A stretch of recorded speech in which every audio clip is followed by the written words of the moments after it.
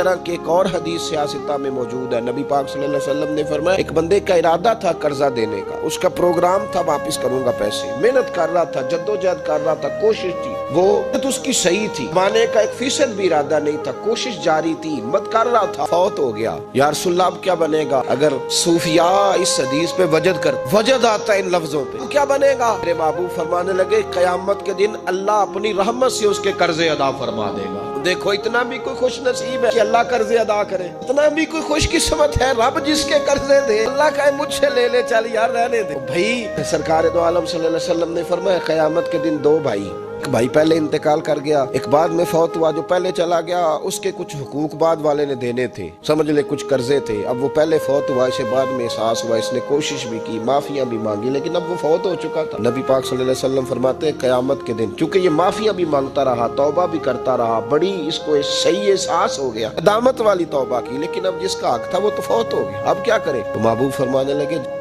ہوگا نا، اس نے دینے تھے پیسے، جس کے ذمے حقوق تھے، لیکن وہ جس کے دینے تھے وہ تو چلا گیا، کوئی وارث بھی نہیں۔ فرمایا جب یہ فوت ہوگا تو قیامت کے دن جو پہلے فوت ہوا تھا وہ مقدمہ کرے گا کہ یا اللہ اس نے میرا مال دبایا، میرے پیسے لے کے دے، تو رب کریم فرمائے گا چل یہ بڑیاں معافیاں مانگتا رہا، اسے معاف کر۔ اللہ فرمائے گا اگر نہیں یا اللہ مجھے بڑا ستایا، مجھے بڑی تکلیف دی، میرے حقوق ضائع کی، میں نہیں معاف کرتا، تو رب کریم فرمائے گا ذرا اوپر اٹھنا، چل بعد میں بات کرتے ہیں، اٹھ تو صحیح، وہ جنت میں ایک محل بنا ہوا ہے، ذرا اس کی طرف تو نظر ڈال۔ اس نے نظر ڈالی تو یہاں تو کوئی اچھا انجینئر بنائے کوئی مکان تو نظر جو ہے وہ ہٹتی نہیں، تو جس مکان کو رب تیار فرمائے، جس کو اللہ بنائے، اس سے نظریں کیسے ہٹتی ہوں گی؟ اس نے دیکھا تو دیکھتا ہی گیا، عرض کرنے لگا مولا یہ کس کا مکان ہے؟ تو محبوب علیہ السلام فرماتے ہیں رب کریم نے فرمایا اس کا ہے جو اس کی قیمت دے گا۔ کہا یا اللہ کون قیمت دے گا؟ فرمایا تو بھی دے سکتا ہے۔ یا اللہ میں غریب فقیر میں کیسے قیمت دوں؟ تو اللہ فرمائے گا چل تو اپنے بھائی کو معاف کر دے، میں محل تجھے دے دیتا ہوں، تو معافی دے دے، محل تیرا ہوا۔ تو حضور فرماتے ہیں 3 دفعہ بولا، کہنے لگا یا اللہ میں نے معاف کیا، یا اللہ میں نے معاف کیا، یا اللہ میں نے معاف کیا۔ اللہ فرمائے گا پھر بھائی کا بازو پکڑ، وہ ایک محل نہیں، وہ ایک ہی نقشے کے 2 بنائے ہوئے ہیں، اس کا بازو پکڑ، دونوں جنت میں چلے جاؤ، میں نے تم دونوں کے لیے گھر بنا دیا ہے۔ تو اپنے معاملات صحیح کرنے کی کوشش کریں، اپنے معاملات صحیح کریں۔